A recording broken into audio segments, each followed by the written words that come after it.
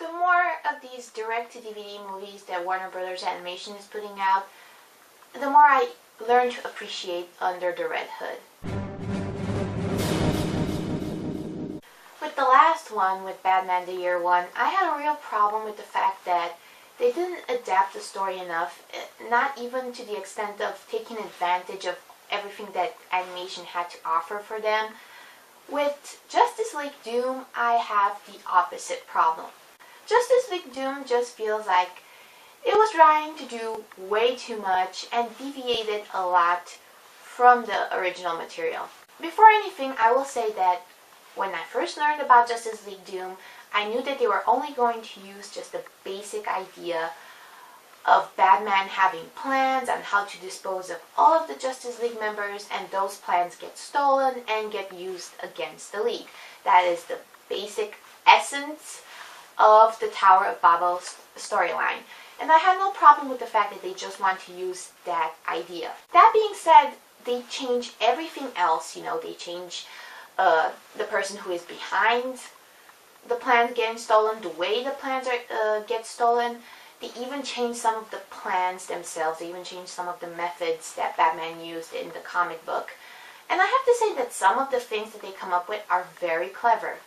I love the way that they use Mirror Master in this. They use Mirror Master to steal the plans. And then just the way that they used him and the way that character was presented. Mirror Master is a character I've never had much interest in, but the creative way that they use his abilities really got me interested in this character. And the methods that they come up with to eliminate the Justice League members, I think that is just the main drive of this movie. That is the most entertaining set of sequences. Also, the movie progresses to this big showdown at the end, and the person who is behind the elimination of the Justice League, the person who steals Batman's plans, is Vandal Savage. And his plan is so out there, and so, his plan to destroy and then take over the world or whatever, which leads to the final showdown in this movie.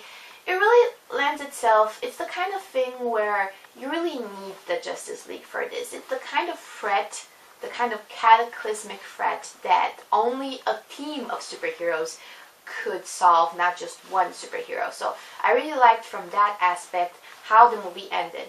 So the setup is pretty good and the ending is pretty sweet, so what could possibly go wrong with this movie? Well, I'm glad you asked, although I know you didn't.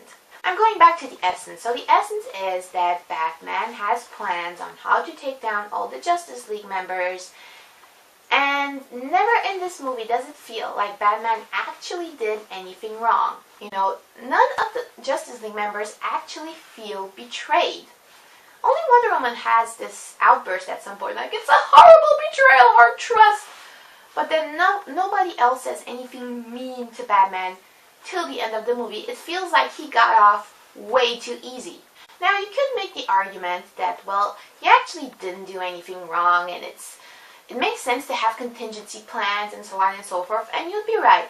But for the sake of the movie and for the sake of the story, I would have liked to see the other argument being made. I would have liked to see this debate, I would have liked the Justice League members to actually go down on Batman hard because he fucked up.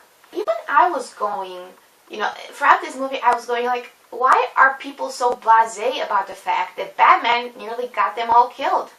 Another problem that I have with Justice League Doom is that they crowded all these villains in here. Like Metallo and Bane and Star Sapphire and Cheetah. But they don't actually give them anything meaningful to do. Anything that has a connection to who they really are. And of course they needed to get their asses kicked at the end. For instance, Bane. What does Bane do in this movie? He pushes Bruce Wayne down the hall. That is the extent of his involvement in Vandal Savage's great plan. But really, why have all these villains in here? If you're just going to give them, menial tasks, they are meant for like henchmen or something.